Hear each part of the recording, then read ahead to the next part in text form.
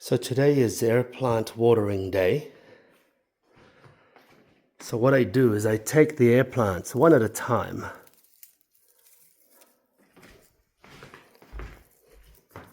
So these are bromeliads and tillandsias.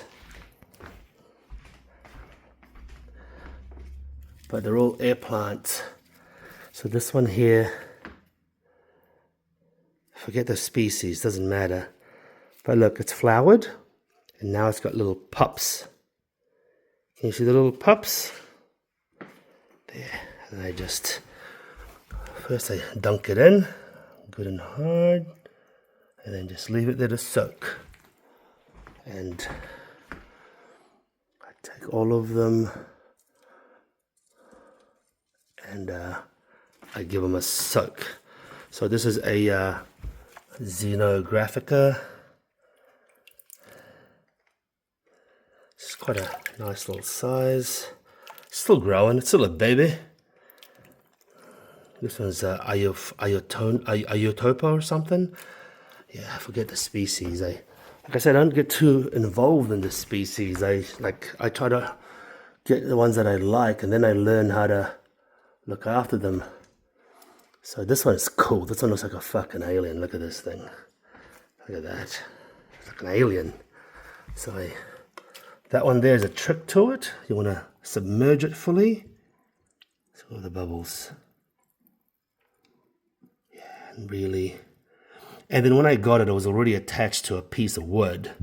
So I'm not going to distress it out and dislodge it. I'll just soak it as is. And yeah, so this thing, let's let that float and I'll soak. So I've got big ones, small ones, weird looking ones.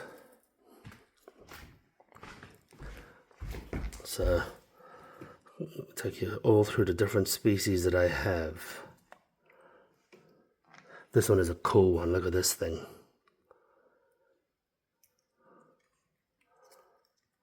So I'll just put that in the bottom there. Just basically submerge it as much as possible.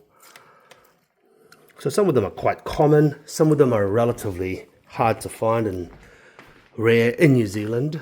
You got to keep in mind, like I said, in New Zealand we don't have the collection that the Americans and Australians have. Our agriculture people are exceptionally finicky. So that one is like a grass almost. So I just soak that fully. This is quite cool. But once again, the guy put it on a wire frame on a cork. So it kind of just floats like that. But it's handy. I like these ones. These are quite slow growing, but they've grown quite a bit since I've gotten them. Ionata, that's it, Ionata, I think is the species name. So I just soak them all. Because this room gets quite hot. They get a lot of filtered sun. So what I do is I soak all of them, and I soak them for an hour. Yeah. So this is my watering regime. This one here is one of my favorites. Look at that. Looks like the claw. It's called a witch's claw. So I first let it properly soak, like properly soak in there.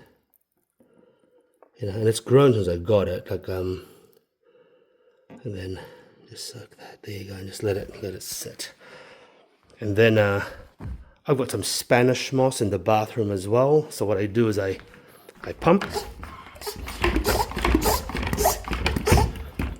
All right. And then I walk to the bathroom. I'm in the bathroom and then I just spray. I spray it until it starts dripping, like I properly saturate it, like if it was rain, like as if it was rain. So you can see it's pretty drippy now.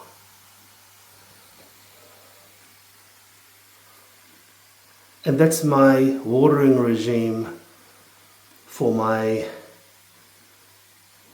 air plants.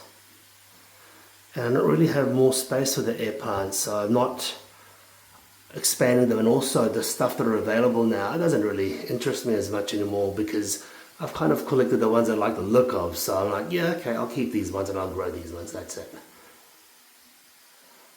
But yeah, that's it. I water crap out of this. And I do this twice a week here. And also because we have a bath here, the moisture does go up here as well. So 1 hour is over. So what I'm going to do is I'm just going to take these out and let it drip onto this towel here. Okay, so they're pretty robust, but you got to still be careful with them. And you want to make sure that you don't have too much water on inside the leaves. And I'm just going to do this with all of them, let them drip out and hang them back up. And that's it. That's how I water my air plants. Especially with these kind of plants. This one doesn't need much dripping because I hang it upside down, so it doesn't matter. But this one, for example, this one is upright, so I make sure that I just put it upside down for a little bit. But otherwise, that's it. That's how I water my air plants.